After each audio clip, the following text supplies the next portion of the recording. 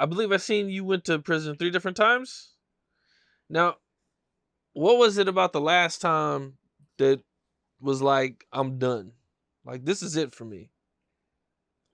Well, I said that every time I went because I hate prison. I'm one thing about me. Um, I'm not one to ever glamorize that shit. I wouldn't tell these kids, boy, if the smartest gangsters is the gangsters don't go to prison. How about that? You could be the smartest, hardest gangster in the world if you don't go to prison. We did a lot of dumb shit and went to prison, and a lot of us were smart back then, but we weren't smart enough to beat the system. Because if we were smart enough to beat the system, we wouldn't have done the dumb shit to be in the system. So it don't make you hardcore. It don't make you no man. It don't make you no damn gangster because you hit the yards, homie. Being smart is being out here, being free.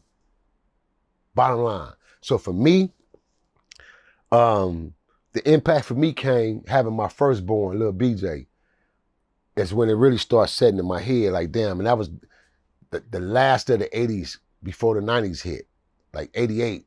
Like it really stung me because I wanted to deliver my son, my firstborn. I ended up delivering my twins, but my overall plan, I was supposed to deliver my son. My son was born October the 1st, 1988. I missed his birthday, his born day by 10 days. I got raided in the projects, coming out the jungles, back to my hood, raided in the projects, got caught with a half a bird and a pistol, and ended up pleading out, taking a 3-year plea bargain deal and pleaded out, and ended up going back to prison on a whole new joke. So I missed his deliverance and delivering him, which was my overall plan. And so just being down that time, it made me think a lot more than I used to in the early 80s when I was just really, really, really radical and just really, really banged out, which I'm still banged out, but I'm starting to think now because now I done broke my character in half. I'm hustling. Now I'm a major D-boy and a major gangbanger. And my big homie told me, it don't work like that. You gotta pick a side. I said, that, bro, I'm dedicated to Nixon, homie. I'm a die-hard bounty hunter, boo, what you mean? And this was my big homie, Boo Boo Atkins, because I used to work for him, and that's who was the first OG who put me down with weight, you feel me? And from there, that's how I was connected to Rick, Chico Brown, and those big name cats, and was able to buy my weight and purchase weight and shit in them areas back then because I was taught and groomed by some of the best of the best. Didi, you know what I'm saying? DJ, my homeboy DJ, feel me? So he told me that those two characters wasn't gonna coincide, it wasn't gonna work. But I did it anyway. I gang bang and hustle. I figure like this. If I'm a full-time gangbanger and I'm not getting no money, I'm gonna be broke. And I'm not a raggedy looking gangbanger. I gotta be sharp for the ladies. I gotta look a certain way. I gotta be appealing. So that's gonna take money. So I had to hustle. So I did them both and did them both swell until I got to a level where I said, okay, I started gradually pushing away from the gang aspect of things and solely concentrating on my D-boy life to where I took that to another level. So then, going into my late 20s, I made my first meal ticket illegally. Then jumped into my 30s coming out the pen, and my sister has always been my right-arm man in the game when I start hitting on these levels. So I ran a system from Cochran through Missouri and Oklahoma from the pen through my sister. That was my loyalty right there, my sister. And I had one lieutenant that I trusted. And so I was able to still build in and out. So a lot of my homies, they didn't understand back then, like, how was this nigga going in the pen and then come home, he's still super up? Because when I left, I kept a plan in perspective. Then I had runners.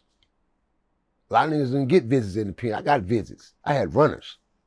You know what I'm saying? So I always was able to keep my mind in rotation and keep my plan in rotation as well as I did on the streets. So I never had to depend on nobody. So nobody never sent me nothing, gave me nothing. And a lot of my homies, that was their reason of being like, man, nigga, you're a rich nigga in the streets, man. You had it already. So what? I send it to people. I'm looking out for homies. So a lot of that started embedding in my mind and start making me feel a certain kind of way. So when I parole and come home, I wasn't liking niggas. I wasn't certain homies. I ain't with you niggas. Niggas didn't send me, give me nothing. Everything I ever got in my life, I got it on my own. Pony, nobody give me shit. Nobody give me no ride, and nobody gave me no boost. The industry, I done been blackballed out the industry on 2 different occasions where I could have had, a 10, 15, $20 million deals in place, but niggas didn't spoke on my name. Feel me? Niggas didn't block my blessings, and then I block my own blessings. I'm going to be the first to say that before anything. I blocked some of my own blessings in the game because I blocked myself from 2 major films that I was already locked and loaded in, bro. And it would have just launched my careers to the levels that they were supposed to be on. So you live and you learn. That's what I did. I lived, I learned off of it, and I grew. Instead of being bitter behind it, I grew from it, bro. And I continue to knock down doors.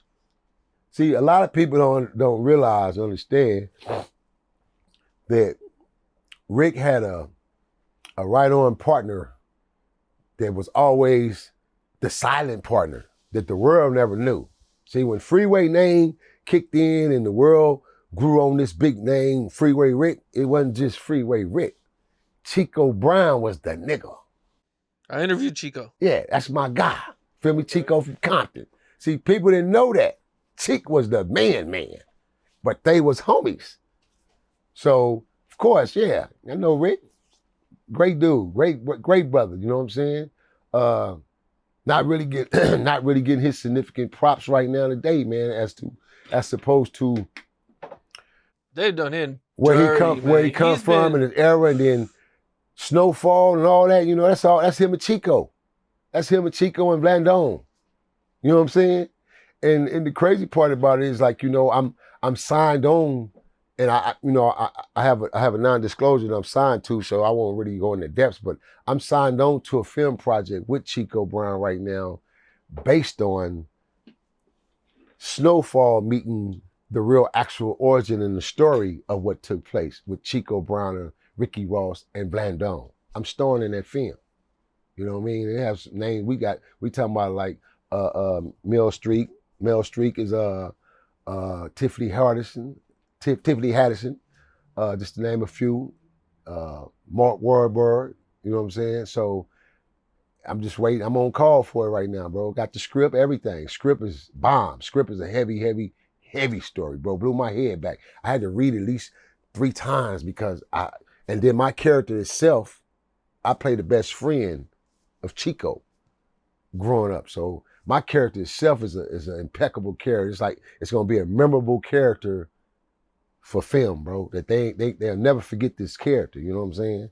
So I'm excited, and I hated it because we were writing full heads, going into finance productions and everything. And not only I'm signed on with him, I'm signed on with Bo Carson of Signature Film, Universal Signature Film. I'm signed on with him with a big film as well, based on the car wash situation. Again, I have an NDA that I've signed over there, so a non-disclosure, so I'm not able to speak in the details on certain things, but I have a main character and role in that film, and it's based around the actual 5 murders that took place at the car wash in Compton, which led up to the Tupac murder and Tupac war that took place. You feel me? Based on true story, true events. So I was able to, learn from putting myself in these stages to be able to kick down other doors, man, and seal these deals and put myself in pocket, man. So now, with the blessings of God, Allah, man, and my changes and my growth component, I'm just waiting. I'm on call. I'm waiting on us to come up out this damn strike. Hell, I got 3 residuals I just picked up last week. I haven't even opened them up yet. They might be $100, $40, and $32. I don't know shit, but this is how they do it. So this is why the strike is all in place, man, So I'm just waiting on this strike to come up, man, because right now this strike is killing us, man. Shout out to my manager, man, Tone Productions, man, at Tone Media. I'm right now due to go to Atlanta to do some work.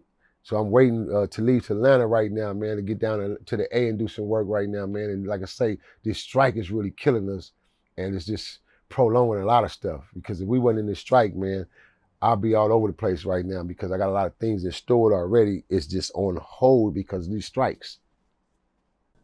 What's up? This is Cam Capone. We got more content like this coming soon. So hit that like button, subscribe, and stay locked in to Cam Capone News.